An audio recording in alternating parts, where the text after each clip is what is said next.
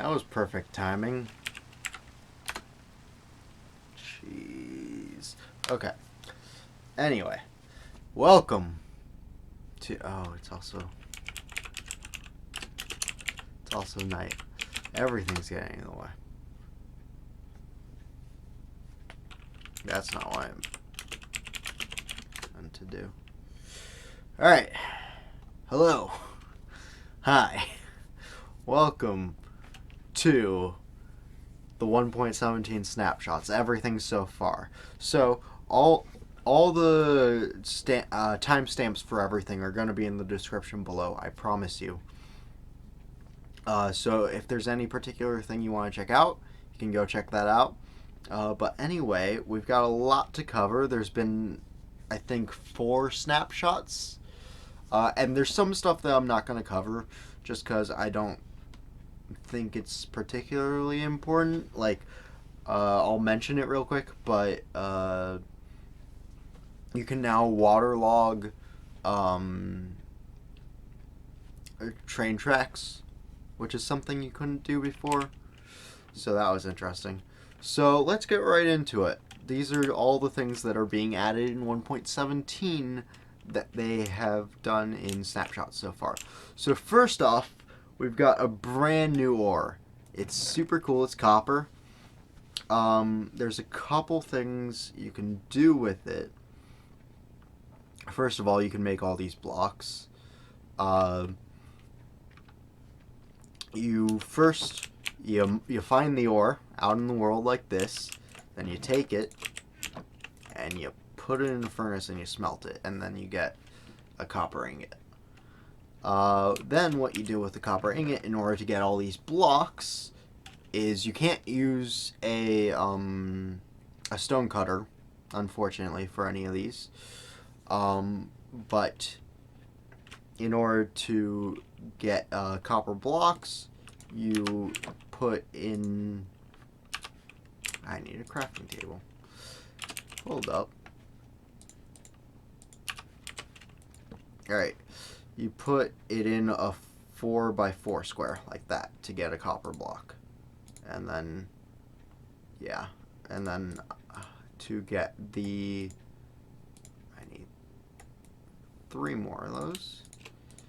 To get the next one, you get cut copper, you do the same thing with the blocks. And that'll give you 4 blocks. And then stairs are the normal stairs recipe, so if we want to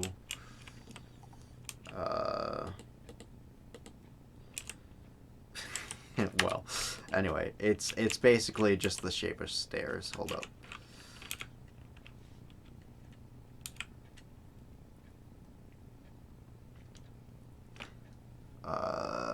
Not that. This, like that. Stairs. It's just the same to get the stairs. Okay. Anyway, and then slabs. It's just a slab recipe of 3 in a row. So if I do.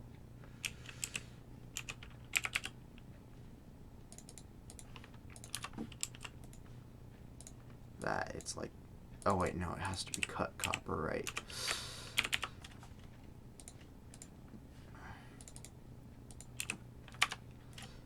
It's just like that. Alright? Although you do get 6 out of it, so that's nice, as opposed to the old 4 that you used to get. Anyway, if you're wondering, it can be mined with a pickaxe. I believe you need a stone pickaxe to mine it.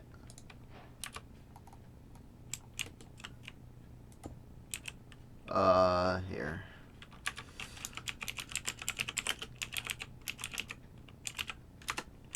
So, if I mine it with the wooden pickaxe, I believe it will not drop anything. Yeah.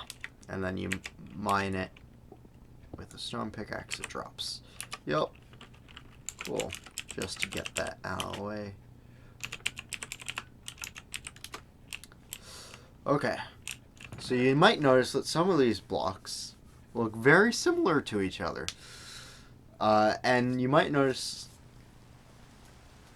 that there are these different shades of the same type of block, right? So first off, you got your copper block, and then you've got your lightly weathered copper block. Lightning really just struck over there. Huh. That's kind of weird. And then you got the semi-weathered copper block, and then you've got the weathered copper block. That's actually kind of funny. The K is at the end there is capitalized. Oh man. Anyway, so basically you get your copper blocks and all that. So basically over time it oxidizes and turns from this into this. I believe it is 80 Minecraft days between each stage, so it takes a while, it takes a long time, but eventually you will get this. And if you don't want it to change, you can wax your copper. So if I take a honeycomb, a new use for the honeycomb, which is really nice, into the crafting table with the copper block, you get waxed copper, which means it won't change into the next phase. It just stays that way. Of course, there is no waxed copper for the final stage, because of course if it's at that point, it's not going to then start over. It'll stay there. So you don't need a waxed version of that. Anyway, there's one other thing actually that I completely forgot about that you can make with copper, and I believe the recipe is just like that. Yep, that's it. I guess I could have just done that. This is a lightning rod, and I mean you can do cool builds with it and stuff. It'll place down in whatever direction you're facing, or you place it down in on whatever surface, so it doesn't matter which way I'm facing here as long as I'm placing it down on that surface facing that way. But yeah, basically what this does is in, I believe, a 16 block radius, any lightning strikes just like that. That was perfect. Any lightning strikes. Yeah, that's awesome. Okay, we'll go right to the lightning rod. Anyway, we can clear the leather and take that off. Actually, let's leave one lying around. Alright.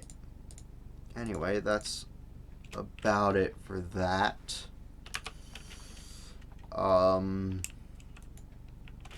Yeah.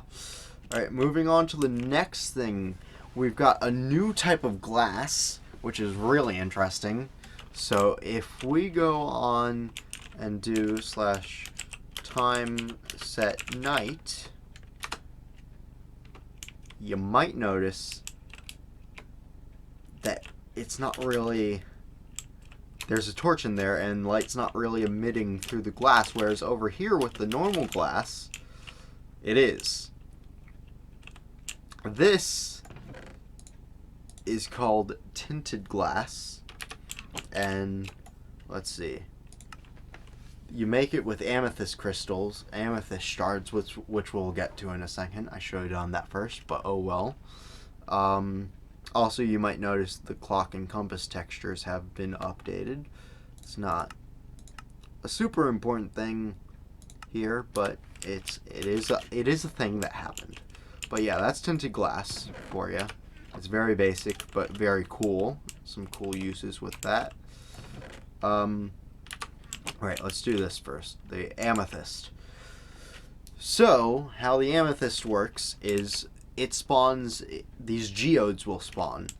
And the geodes are they spawn underground in like the cave systems and whatnot, and they're these spheres basically that have 3 layers. So the first layer is tough. That's the outer layer. The next layer it is calcite, and the final layer is amethyst. Is the blocks of amethyst and budding amethyst. They kind of spawn interchangeably, the block of amethyst and the budding amethyst. Now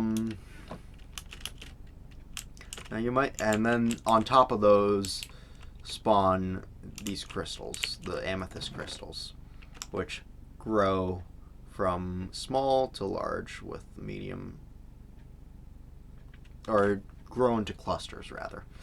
And you break them to get these amethyst shards, which you saw earlier. Basically what happens is they grow on the budding amethyst. These amethyst blocks are purely for decoration. However, an interesting thing about the amethyst, the budding amethyst, however, is that you can't mine it. So wherever you get it from, you have to go back. And the budding amethyst is the only block that the amethyst crystals grow on, as you will actually see later. But however, that can be mined, so can that and that. Alright. I'm trying to get through all this fast. Also, the blocks of amethyst can also be made with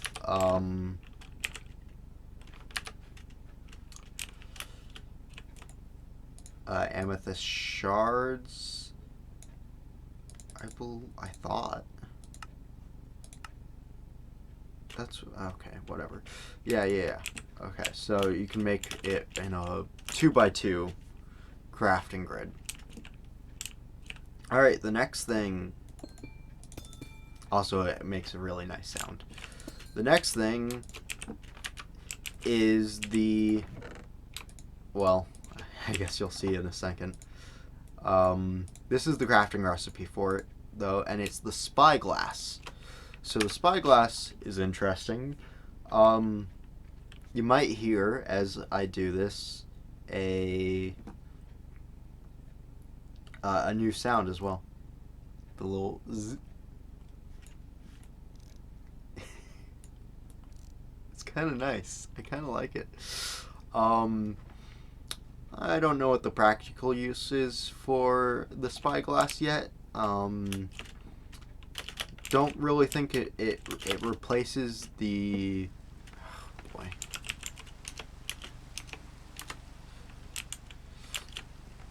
The zoom function from Optifine, I don't think it replaces that. However, it's a cool new item, and also if we go into F5 here, you'll see that there's a 3D texture for the spyglass, and you actually are looking through it, which is really dope. Alright. Also, we might be able to spy some of the stuff coming up.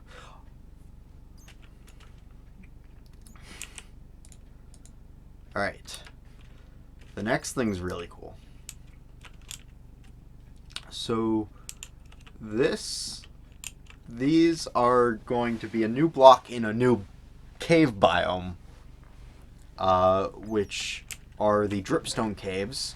And so we've got Dripstone block, which is this, which I assume the pointed Dripstone, which forms, when placed down, forms stalactites and stalagmites. Stalagmites come up from the ground, if you don't know, and stalactites drop down. I always remember that because stalactites, they're tights, so like they're like pants. The thicker parts are towards the top. Anyway, you might notice that some of them are connected and some of them aren't. So basically how that works is if you just right click, it'll connect, and if you shift right click, it won't. So that's cool. A really interesting part about the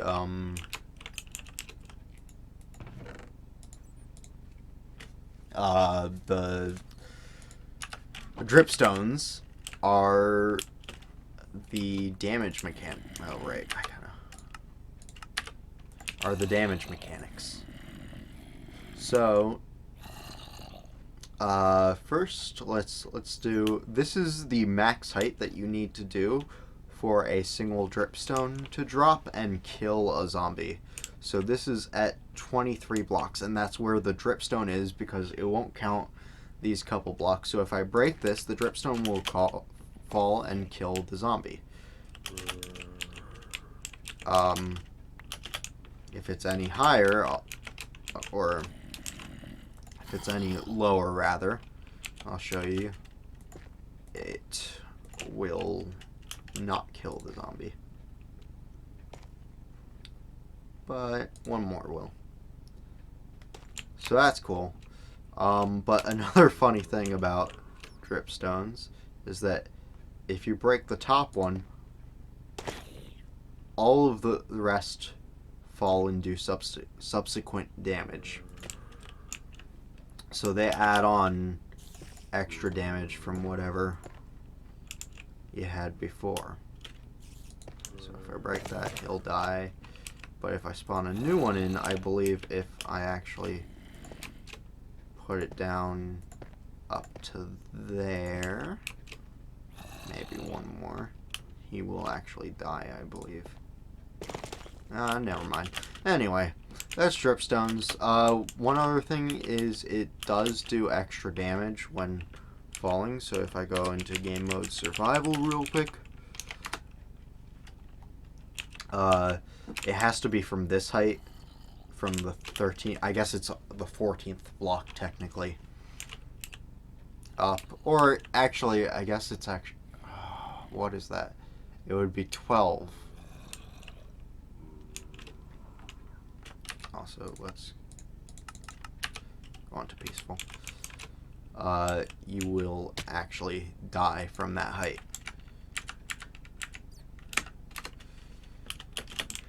However, if I jump, or if I fall from here, you'll see it. Oh, I think I missed. I think I actually missed.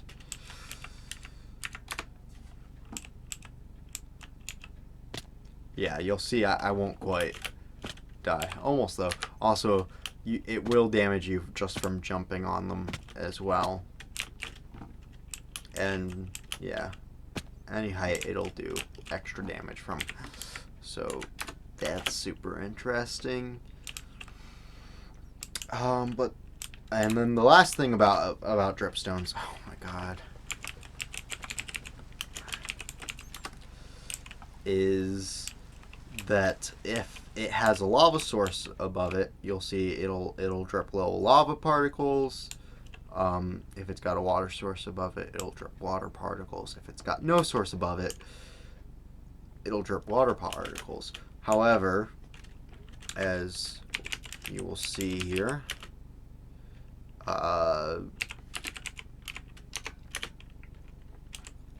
let's actually do 20, I think, and then these will start to fill up a little faster.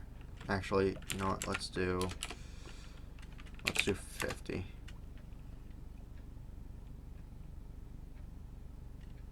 Okay, come on, game. You were going so fast for me before. Okay, let's do 100. That's what I did before, and it went too fast. So there we go. See, it'll fill up if it'll fill up a cauldron with water if it's got a water source above it, and it should fill up a cauldron with lava if it's got a lava source above it. We'll come back to that. As you see, with the tick speed increase, we've got some amethyst growing, and let's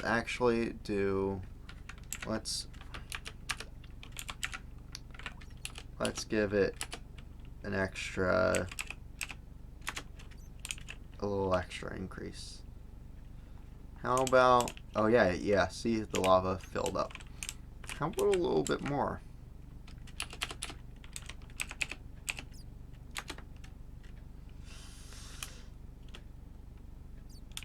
Is it gonna work? Is it gonna work? Come on. Come on, game. Fine. Please? Oh my god. Well, those are going.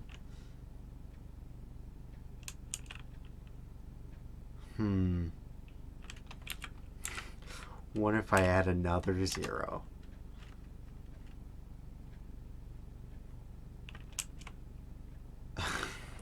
Oh no. I worked so hard on it though. Alright, well, we'll let that go and maybe come back to it. Hopefully it'll be done.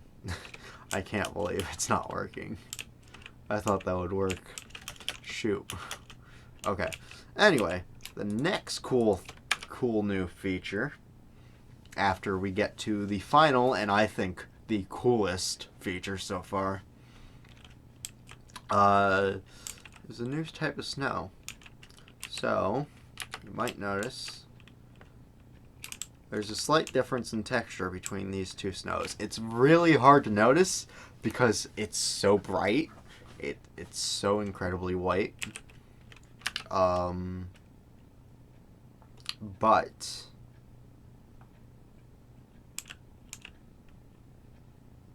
there is a difference between these two snows. So I'm actually going to go into survival for this.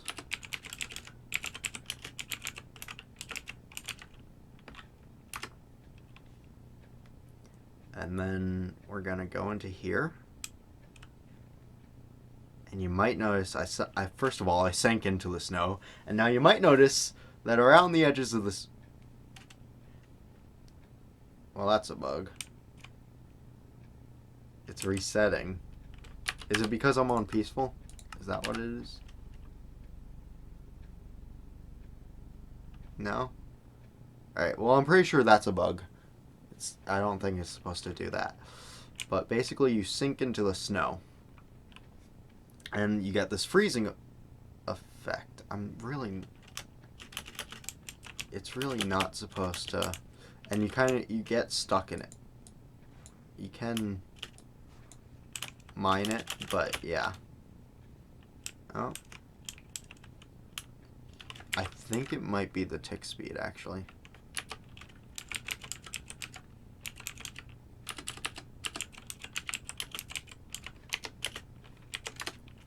Alright, let's put that back at 1. Alright, yeah, now it's working. So you see the edges go. So now I have freezing. Now my hearts are cold. And now I start taking damage slowly. So I'm also kind of stuck in here. I have to dig it myself out. And eventually you will die from that. But if I go... Or no, I don't need game mode. So what this is it's powdered snow. And how you get powdered snow is actually... It's a lot like the lava and water over there. So, by the way, the cool thing about the lava over there is that this is the first infinite lava source. Mind you, it's slow. It takes forever for the cauldron to fill up. But it is an infinite water source. So that's nice. And the dripstones can be mined, I'm pretty sure, with any pickaxe. I'll test in a minute. But yeah. So you might notice in here I've got some leather stuff on. First of all, if I put on leather pants, you might notice there's no freezing effect.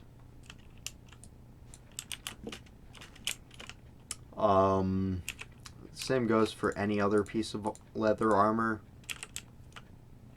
Whereas if I take it off, well, then the freezing effect starts, and then I put it on, and it goes away. Or same with the cap. See, it's all fine. Can't jump at all while in the snow, so that's interesting. However, if I put the boots on, I can, and it kind of acts like a ladder or scaffolding even. But yeah, also, it is very weird to be placing a block that doesn't like spill out or anything with a bucket. It's very strange. But yeah, you can walk on top of it with leather armor, which is cool. But yeah, anyway, the way you get powdered snow is you put a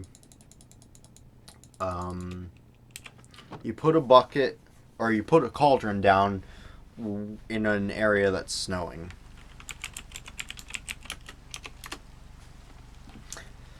So yeah, that's that. And then on to the final feature. God, yeah, so that's not gonna work. It was gonna spell out THRich. Like some blocks are waxed and some aren't, and it was gonna spell out THRich, which is my YouTube name. So you might be hearing a really strange sound. And you might be like, what the hell is that block? That's a weird block. This is the Sculk sensor. And the Sculk sensor is really cool. So, we're going to take both these. Also, the way Sculk sensors can be mined is with a hoe. That's the fastest way to mine them. Also over here, they can be waterlogged. Not sure why you would, but they can be waterlogged. I think maybe there's going to be like deep depth oceans where Sculk is going to spawn, and that's going to be one of the places you can find Sculk. Currently there's no crafting recipe for it. I don't actually think there will be. I think you have to find it in the world. But okay, so you might notice some redstone right ahead of me, and the reason for that is the way a Sculk works is it detects. People keep saying, I keep seeing videos where people say it detects movement. That is not what it detects. It detects sound. But the description is it detects vibrations, but really what it detects is sound, right? So if you sneak, you're not making any sound. If you move around, though, you're making sound. So it's detecting your vibrations. Actually, okay, I'm gonna go into game mode creative and get a random block. So you might notice, yeah, it even detects from over here. It also detects blocks being placed and broken.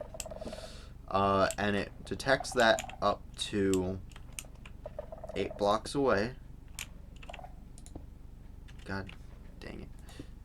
There. There. There. And then will it... Okay, yeah, that's where it stops. So 8 blocks away, it will not detect anything happening this far away. But if I get a little closer, then it detects. And when it detects that, it puts out a redstone signal. So this was my first contraption that I tried to set up, but there's a improved version of it over here. Basically, I tried to set up and you'll see in a second, but I got rid of the Sculk over here, never mind. Anyway, yeah. However, the one thing I did want to show off here is that it'll go through cobblestone, so it'll detect through cobblestone or most blocks, but there are a couple blocks that it won't be able to detect sound through, like wool. Wool is one of them, which kind of makes sense, padding and all that. So anyway, I have a couple contraptions set up that I wanted to show off for just a couple ideas of what you could do with the Sculk sensors. So you might be like, what the hell is this? Or you might know exactly what it is already. Oh, I made it across. But I made a lava trap, in which I could make it longer, in which case you wouldn't be able to get out. You wouldn't be able to run over it.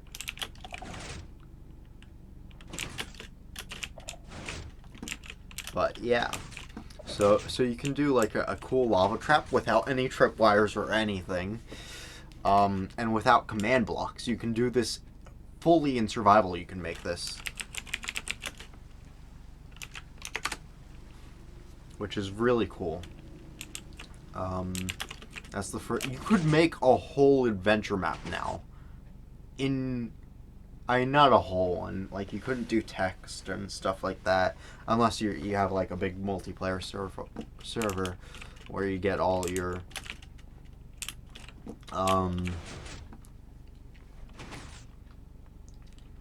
But basically, what you've got now is a block that detects, specifically, it detects players doing things whenever a player does something within an 8-block radius. So it's like the implications for that are massive. Over here, I've just got another example of something you could do. Just an automatic door. And oh, that didn't work.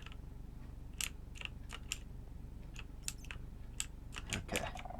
It's a little sensitive on that side because of the wool that I placed there, because I didn't look. If I okay, hold up, let me get this, and let me get this, and then let me get this. Oh, oops, I didn't mean to do that.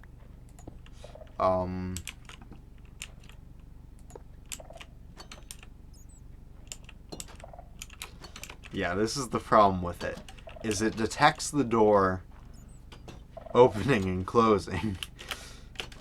So every time it closes, it detects it and sends off another redstone input.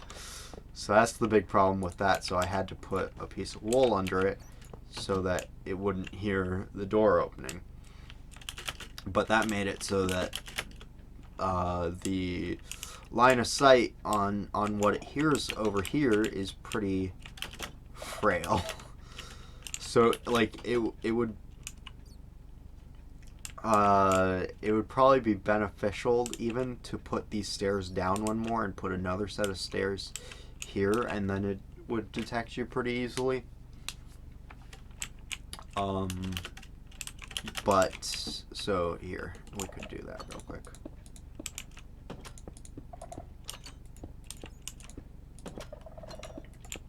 Or even just like this would be fine.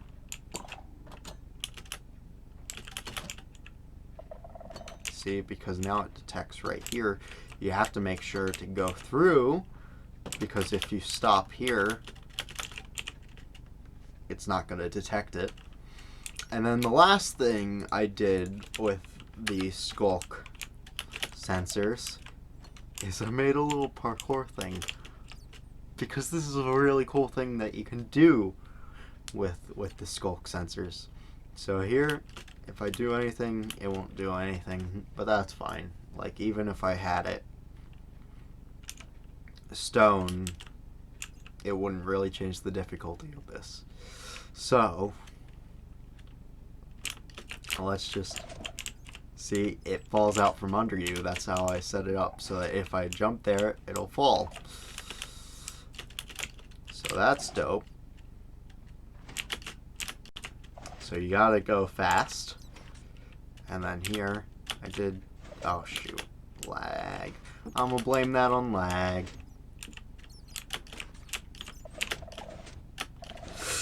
Okay, I made it, and now that I've got the exact opposite thing here. So that pops off whenever the noise goes, and then you go. And I made it, and that's my little course. It's really dope. I really like it. And you can probably even do it so that you have multiple of these ones in a row. So basically how this worked is for this one, the reverse one of that, I actually just had it so that you have to have it so that there's wool between the Sculk and the piston, because it'll hear the piston firing off, and like the door, it'll be in a constant basically revolving door of going on and off and on and off. It's a new, like, really easy way to make a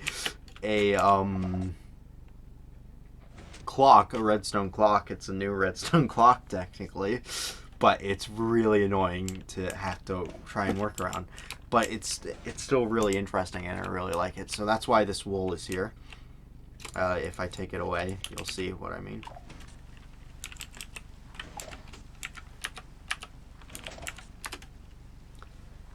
And yeah, it's just constantly going in and out because it's detecting it's not detecting it going out, because the Sculk can't be activated twice.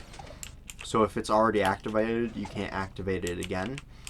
So it's just activating when it's retracting, and then it's going out while it's still activated already.